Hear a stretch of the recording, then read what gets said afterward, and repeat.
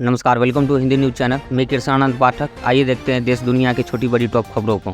आज 11 मई 2024 दिन शनिवार। आज ही के दिन यानी 11 मई को भारत में टेक्नोलॉजी के क्षेत्र में उपलब्धियों को लेकर राष्ट्रीय प्रौद्योगिकी दिवस मनाया जाता है। दिल्ली के मुख्यमंत्री अरविंद केजरीवाल को सुप्रीम कोर्ट ने शुक्रवार यानी 10 मई को 1 जून तक के लिए अंतरिम जमानत दे दी है। उन्हें 2 जून को हर हाल में सरेंडर करने को कहा गया। केजरीवाल दिल्ली शराब नीति के मामले में 40 दिन यानी कि 1 अप्रैल से तिहाड़ जेल में बंद है। अदालत ने दोपहर 2 बजे एक लाइन में फैसला सुनाया। आज शाम तक वे जेल से बाहर आ सकेंगे। हालांकि उनके वकील ने 4 जून तक रिहाई का अनुरोध किया था, जिसे सुप्रीम कोर्ट ने खारिज कर दिया। कोर्ट ने कहा कि चुनावी प्रक्रिया 1 जून को खत्म हो जाएगी। वैसे कोर्ट ने केजरीवाल को जमानत 4 शर्तों पर दिया है, जिसमें पहला शर्त यह है कि वह शराब नीति के केस में खुद की भूमिका पर कोई बयान नहीं देगा। वहीं दूसरा, वह मुख्यमंत्री ऑफिस और दिल्ली सचिवालय नहीं जाएंगे। तथा तीसरा, सरकारी कामकाज में दखल नहीं देंगे और फाइलों पर हस्ताक्षर नहीं करेंगे। तथा चौथा शर्त यह है कि वह शराब नीति के केस से जुड़े किसी भी गवाह से बातचीत नहीं करेंगे। हाँ, वही अगली बड़ी खबर। प्रधानमंत्री मोदी लोकसभा के चुनाव प्रसार के लिए महाराष्ट्र के नंदुरबार चुनावी रैली को संबोधित किया। इस दौरान उन्होंने कहा कि एक तरफ कांग्रेस है जो कहती है कि मोदी तेरी कब्र खुदेगी, दूसरी तरफ नकली शिवसेना मुझे जिंदा गाड़ने की बात करती। हाँ, इसके अलावा मोदी ने आरक्षण के मुद्दे पर भी चर्चा किया। मोदी ने कहा, मैं 17 दिन से कांग्रेस को चुनौती दे रहा हूँ। हाँ, वही अगली बड़ी खबर। नरेंद्र दाभोलकर हत्याकांड में 2 लोगों को उम्र के मास्टरमाइंड माने जा रहे डॉक्टर तावेर समेत 3 बरी। पुणे की कोर्ट ने 11 साल बाद फैसला सुनाया। हाँ, वही अगली खबर। कांग्रेस नेता मणिशंकर अय्यर का एक वीडियो वायरल हो रहा है। उसमें वे कह रहे हैं कि भारत को पाकिस्तान को इज्जत देनी चाहिए। हमें यह नहीं भूलना चाहिए कि उसके पास भी परमाणु बम है। कोई सिरफरा आया तो हम पर इसका इस्तेमाल कर सकते हैं। वैसे आपको इनके विचार पर क्या राय है, कमेंट में जरूर बताइएगा। वहीं 4 धाम यात्रा की तरफ से बड़ी खबर। 4 धाम यात्रा आज से शुरू। केदारनाथ, यमुनोत्री और गंगोत्री के कपाट खुले। पहले ही दिन भारी भीड़ प्रशासन के लिए चुनौती बनी। यामधामी ने दर्शन किए। हाँ, तो चलिए 11 मई यानी कि आज के मौसम के बारे में जानते हैं। पंजाब, चंडीगढ़ और हरियाणा में हल्की बारिश से मध्यम बारिश हो सकती है। वहीं राजस्थान में बूंदाबांदी होने से हीट वेव में राहत मिलेगी तथा केरल और माहे में भारी बारिश का अलर्ट।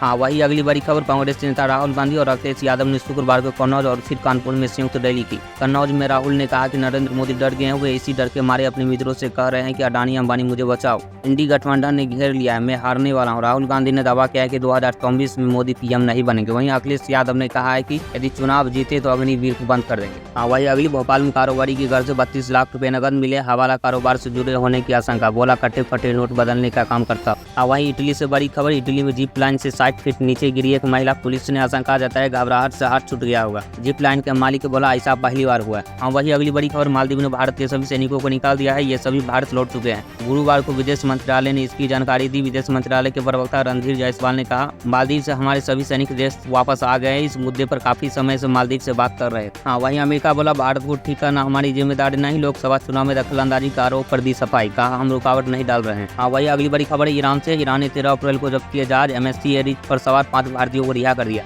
ईरान में मौजूद भारतीय दूतावास ने गुरुवार को बताया कि सभी लोग भारत के लिए रवाना हो गए। उन्होंने ईरान अधिकारियों को सहयोग के लिए धन्यवाद दिया। हाँ, वहीं अगली बड़ी खबर। साउथ चाइना सीमा अमेरिका, ऑस्ट्रेलिया और फिलीपींस का संयुक्त युद्धाभ्यास जारी है। इसके तहत 8 मई को एक शिप को डुबाया गया। यह मिलिट्री एक्सरसाइज 22 अप्रैल को शुरू हुआ था, जो 10 मई तक खत्म होगा। इस अभ्यास में अमेरिका और फिलीपींस के 16,000 सैनिकों के साथ ऑस्ट्रेलिया और 14 देशों के मिलिट्री ऑब्जर्वर भी शामिल है। फिलीपींस के लाओ शहर से लगे समुद्र में युद्धाभ्यास हो रहा है। बीते कुछ साल में साउथ चाइना सी में फिलीपींस और चीन आमने सामने हैं। चीन से मुकाबले के लिए फिलीपींस को तैयार करने के लिए यह अभ्यास किया जा रहा है। चीन ने इस एक्सरसाइज पर आपत्ति दर्ज जताई। इस युद्ध के अभ्यास के जरिए अमेरिका भी साउथ चाइना सी में अपनी पकड़ मजबूत करना चाहता है। फिलीपींस ने कहा कि इस अभ्यास से 1950 के दशक में अमेरिका के साथ हुई रक्षा संधि को मजबूती मिलेगी। इससे पहले फिलीपींस ने विवादित क्षेत्र में चीन की बढ़ती आक्रामकता के बारे में चिंता भी व्यक्त किया था। हाँ, वही अगली बड़ी खबर। रूस की विक्ट्री डे पर परेड का जश्न। 9,000 सैनिक, 70 टैंक शामिल। पुतिन बोले पश्चिम देश दूसरे विश्व युद्ध के सबक भूल गए। हाँ, वही अगली बड़ी खबर। बेंगलुरु स्थित इंश्योरटेक स्टार्टअप को डिजिट जनरल इंश्योरेंस का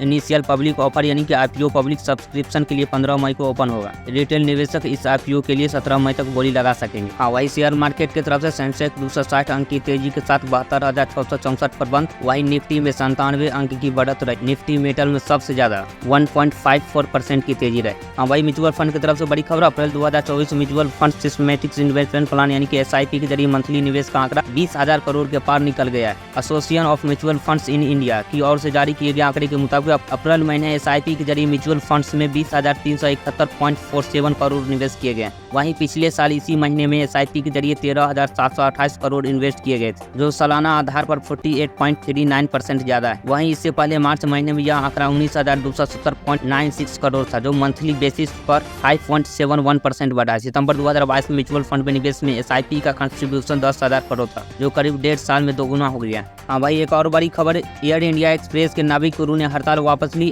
SBI का मुनाफा 24% बढ़कर 20,698 करोड़ हुआ। हाँ भाई, सैमसंग की तरफ से Samsung Galaxy F55 5G smartphone की 17 मई को लॉन्चिंग होगा। इसमें 50 मेगापिक्सल के कैमरा, 12 GB की रैम और 5000 mAh की बैटरी तथा इसकी प्राइस की बात करूं तो इसकी प्राइस 26,000 तक होने का अनुमान लगाया गया। वहीं टाटा की तरफ से बड़ी खबर, Tata EV 1000 mini truck 11.27 lakh में लॉन्च होगी। फुल चार्ज होने पर लगभग यह 161 किलोमीटर की रेंज का दावा किया गया है। वहीं 5 SUV के बराबर वेट कैरी करने की कैपेसिटी होगी। वहीं मुजफ्फरपुर से बड़ी खबर, मुजफ्फरपुर के सकरा थाना क्षेत्र में सकरा चक अब्दुल्ला गांव से पाकिस्तान के संगठन से जुड़े एक संदिग्ध को सूरत की स्पेशल ब्रांच की टीम ने छापेमारी कर गिरफ्तार किया। गुजरात में हिंदू सनातन संघ के राष्ट्रीय अध्यक्ष उपदेश राणा की हत्या के साजिश और धमकी देने के मामले में उसकी गिरफ्तारी की गई। गिरफ्तार शख्स की पहचान मोहम्मद अली के रूप में की गई है। सूरत स्पेशल ब्रांच की टीम ने उसे रात 2 बजे उसे ननिहाल से गिरफ्तार किया। हाँ वही, नीट की तरफ से बड़ी खबर, नीट UG के एग्जाम के पेपर क्लिक होने की जांच करे अधिकारियों ने दावा किया है कि परीक्षा से एक दिन पहले ही स्टूडेंट को पेपर मिल गया था। लगभग 20 स्टूडेंट के पास क्वेश्चन पेपर के साथ आंसर की पहुंच की गई थी। 5 मई को हुए नीट एग्जाम पर पेपर लीक होने का आरोप लग रहे थे, जिसे लेकर राहुल गांधी और प्रियंका गांधी ने ट्वीट भी किया था। इसके बाद मामले की जांच शुरू हुई।